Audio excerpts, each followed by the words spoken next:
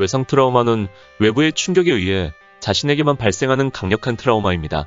이 외상 트라우마가 발생하게 되면 자신의 인생 전체를 가짜 상처로 만듭니다. 그래서 인식하고 기억하고 표현하는 모든 것을 가짜 상처로 만들고 이에 맞도록 심리 습관 문제를 유발합니다. 이렇게 외상 트라우마가 발생하여 자신의 인생 전체를 가짜 상처로 만들 때는 매우 강력한 고통과 어려움을 겪게 됩니다. 이후 가짜 상처가 진짜가 되면서 심리 습관 문제를 유발하게 되면 편안함, 자신감과 즐거움, 행복감을 느끼게 됩니다. 즉, 강력한 고통을 느끼고 있을 때 정확한 치료를 하지 않았음에도 편안해진다는 것은 자신에게 심각한 문제가 발생했음을 의미하는 것입니다.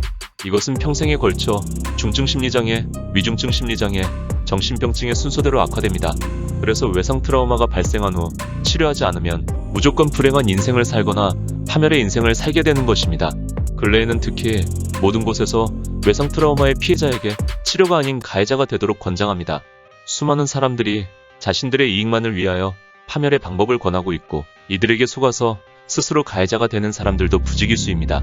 정말 심각하고 위험한 현실이 아닐 수 없습니다.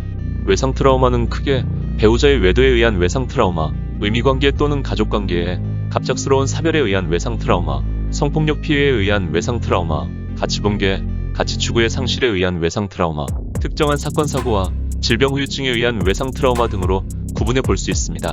이러한 외상 트라우마의 피해자에서 가해자가 되어 파멸의 인생을 살게 되는 경우를 살펴보겠습니다.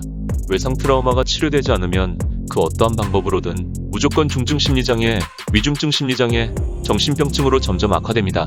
이때 외상 트라우마의 고통이나 어려움을 느끼지 못하고 편안함, 즐거움, 행복함을 느끼게 되면 가해자의 인생을 살게 됩니다. 1단계, 외상 트라우마의 고통에서 벗어나서 편해지고자 노력. 주로 외도에 대하여 대처와 대응, 소송과 이혼, 문제 해결, 심리 상담, 의존, 집착, 몰입을 하게 되고 자신의 편안함을 위한 인간관계가 형성됩니다. 이때 중증 심리장애가 발생합니다. 2단계, 자신감과 즐거움을 위하여 노력.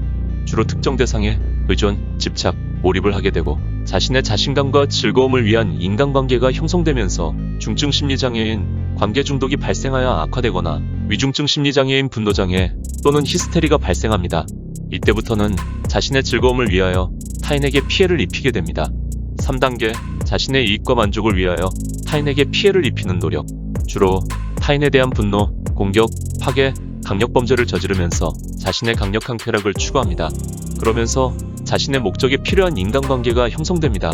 이때 위중증 심리장애인 분노장애 또는 히스테리가 매우 악화되거나 심리적 정신병증인 사이코패스나 소시오패스로 변화합니다. 이때부터는 타인의 고통을 자신의 행복으로 느끼게 됩니다. 결국 외상 트라우마가 발생한 후에 치료를 시작하지 않으면 그 누구라도 고통을 받는 피해자로서 참고 견디며 불행한 인생을 살거나 또는 가해자의 인생을 살게 됩니다. 이는 평생 정해진 수순으로 악화되게 됩니다. 특히 자녀, 배우자, 가족, 친구, 지인의 순서대로 파괴하면서 피해를 입히게 되고 이후에는 불특정 다수인 사람들을 대상으로 피해를 주면서 살게 됩니다.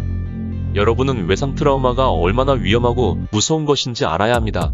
외상 트라우마의 피해자가 되어 고통을 느낄 때 억울하고 분하고 힘든 마음은 충분히 이해되지만 1분 1초 시간이 흐를 때마다 자신의 인생이 파괴되어 간다는 것을 빨리 깨닫기 바랍니다.